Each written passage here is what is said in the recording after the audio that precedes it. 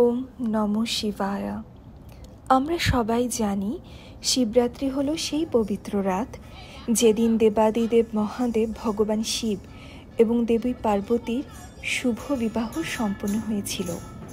শিব হলেন স্বয়ম্ভু, তিনি সময়ের ঊর্ধ্বে, নিরাকার এবং চিরন্তন।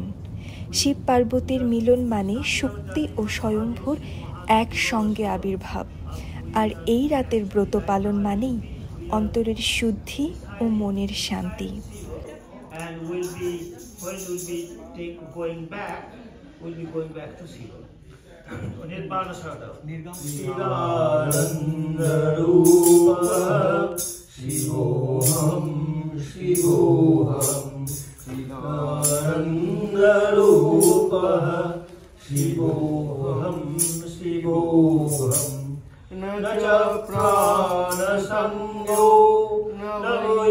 আজ শেয়ার করব আমেরিকায় কিভাবে পালন করলাম শিবরাত্রির ব্রত।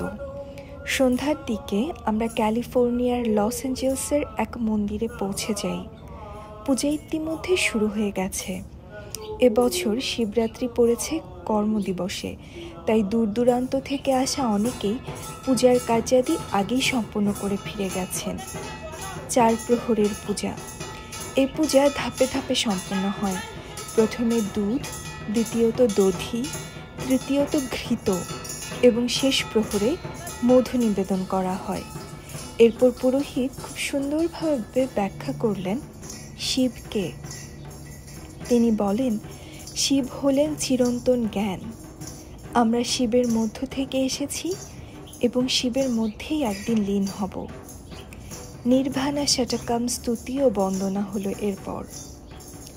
পূর্ব আমেরিকার কিছু জায়গায় বেল গাছ হয়, কিন্তু আমেরিকার পশ্চিমাঞ্চলের এদিকটায় বেল গাছ হয় না আবহাওয়ার কারণে।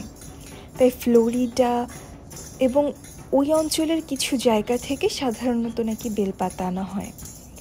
আগে থেকে অর্ডার করে সংগ্রহ করে রাখতে হয় ভারতীয় দোকানগুলো থেকে। যেহেতু আমরা তা সংগ্রহ করতে পারিনি, তাই ফুল দিয়ে আমাদের শ্রদ্ধাঞ্জলি নিবেদন করলাম। এরপর শুরু হয় ভোগ আরতি। ঠিক তারপর সারিবদ্ধভাবে সবাই শিবলিঙ্গে দুধ, দই, ঘি, মধু, ফল ও ফুল অর্পণ করলেন। পূজার শেষে আসে প্রসাদ গ্রহণের পালা।